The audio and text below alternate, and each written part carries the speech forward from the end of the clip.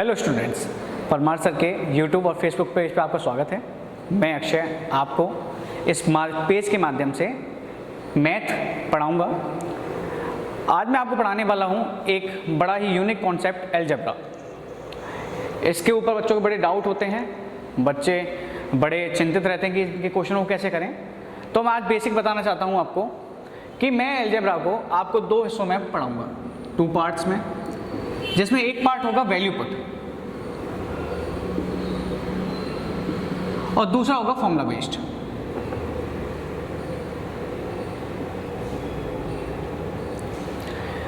आजकल जो एसएससी या बैंक रेलवे जो सवाल पूछ रहा है वो ज़्यादातर इस पे पूछ रहा है, वैल्यू पुट पे। अच्छे सवाल चुटकियों में आसानी से हो जाते हैं।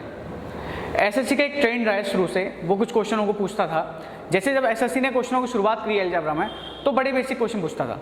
जैसे शुरुआत में उसने क्वेश्चन पूछा, if a plus b equals to 3 then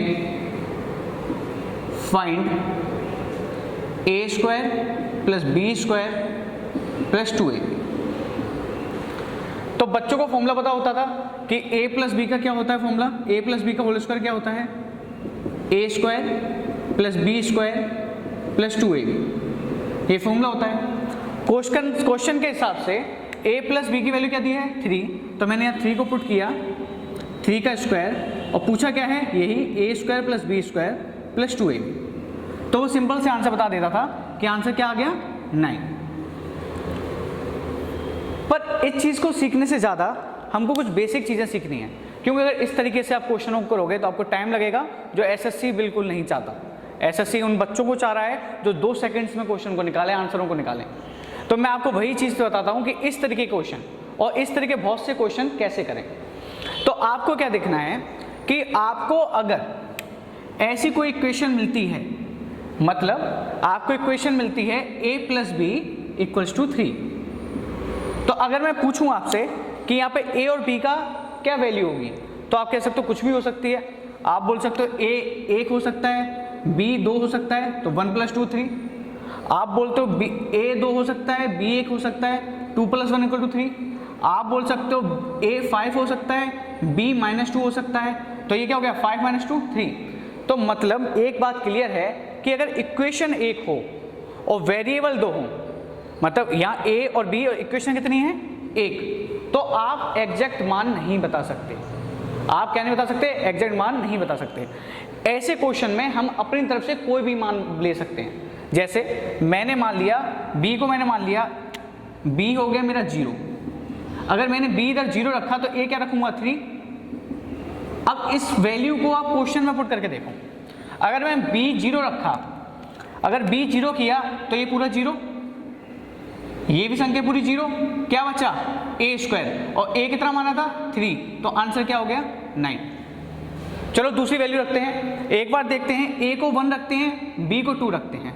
a को 1 रखा तो इस क्वेश्चन में a square plus b square plus 2ab, इस वैल्यू को रखते हैं, a को 1 और b को 2। a को 1 रखा तो 1 का स्क्वायर 1, b को 2 रखा, 2 का स्क्वायर 4 प्लस 2 × 1 × 2। तो मैंने देखा 1 + 4 5, 5 + 4 9। मतलब कहीं ना कहीं ये जो कॉन्सेप्ट निकला है, ये फॉर्मूला से ही जनरेट हुआ है, ये अपने आप नहीं बनाया गया है।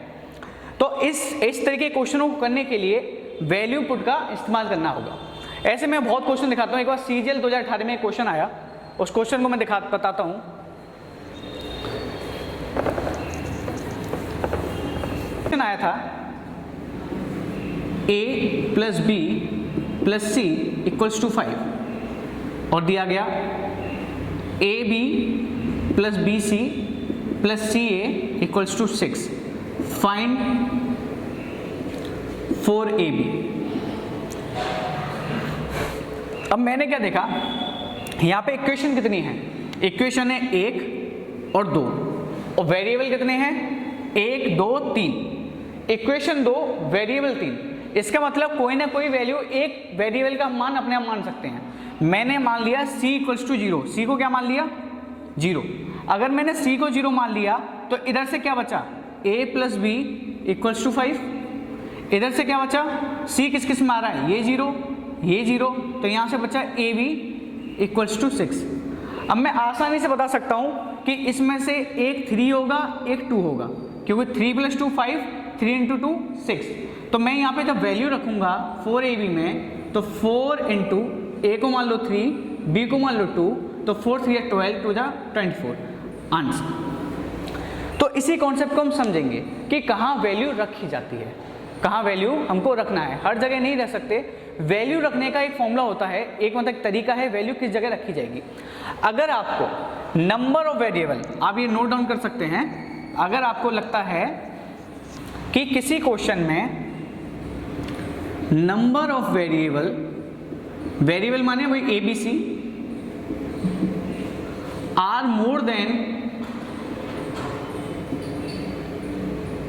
number of equation,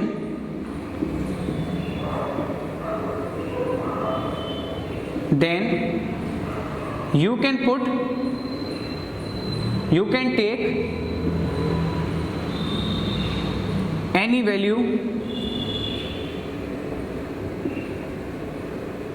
of extra variable।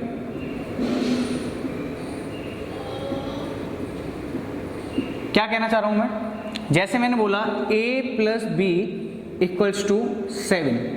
अब यहाँ पे इक्वेशन एक है, वेरिएबल 2 हैं, तो किसी भी, अब एक इक्वेशन तो हम एक इक्वेशन से एक ही वेरिएबल का मान बता सकते हैं, 2 इक्वेशन से 2 वेरिएबल का मान बता सकते हैं। यहाँ हम देख रहे हैं इक्वेशन एक है, वेरिएबल 2 हैं, तो किसी भी एक वेरिएबल का मान आप मान सकते हैं, या a को 0 मान लो या b को 0 मान लो। 0 क्यों मानने हैं, जिससे हमारा कैलकुलेशन सिंपल हो जाती है।